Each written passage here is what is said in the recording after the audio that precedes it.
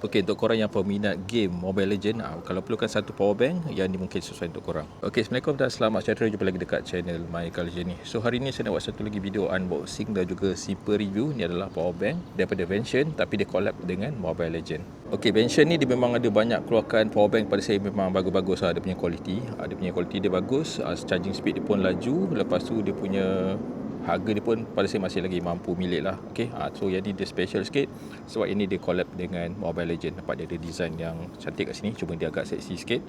So yang ni dia punya kapasiti 10,000 mAh. So kalau korang nak tahu lebih detail pasal power bank ni, korang tengok video ni sampai habis. Okay, ni adalah Vention, dia collab dengan MSL Championship. So dia punya gambar ni gambar Mobile Legend lah. Okay, so kalau korang main game Mobile Legend memang akan dapat karakter macam ni lah. Okay, memang akan familiar lah dengan karakter macam ni. So yang ni dia punya power bank ni dia jenis built-in cable. Maksudnya dia dah ada kabel siap-siap dekat dia punya power bank. So dia mudah nak guna. Design dia pun memang cantik. Dia punya kapasiti 10,000 mAh. Dia punya charging speed maksimum hingga 22.5 watt. Lepas tu dia boleh charge dua device serentak. Okey, dari segi kotak dia pasti memang cantik lah dia punya design dia. Dia gunakan background hitam, lepas tu ada karakter warna purple macam ni. Okey, lepas tu dekat belakang ada dia punya lebih detail lah pasal power bank ni. So dekat tepi sini dia highlight lah beberapa feature utama dia. Dia boleh gunakan dengan phone, dia guna tablet untuk bluetooth, earbud ataupun gadget lain pun boleh. Lepas tu airline friendly lah. Dan juga dia ada CCC, dia ada Triple C certified. Maksudnya dia nak buat travel tak ada masalah.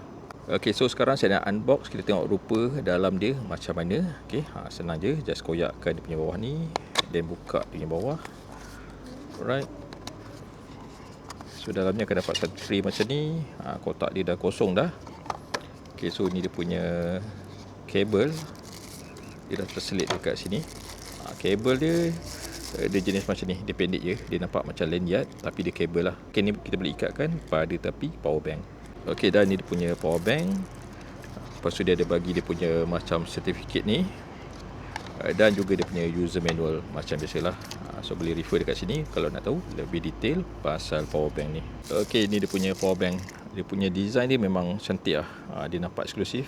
So kalau korang yang peminat Mobile Legend, so yang ni dia memang sesuai lah. Sebab ini dia memang collab dengan MSL Championship University. Nampak dia ada logo kat sini. Dia punya gambar karakter dia. Saya suka dia punya texture dia jenis macam ada macam ni, gerigi ni. Maksudnya kalau kita pegang dia memang grip. Okay. So dia punya size pun okey untuk kapasiti 10,000 mAh. Dia tidaklah besar sangat dan dia tidaklah compact sangat.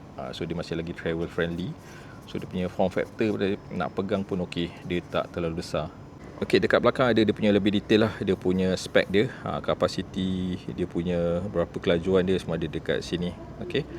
So dekat depan ni dia ada satu display screen yang bulat dekat tengah sini. Dia tak besar sangat.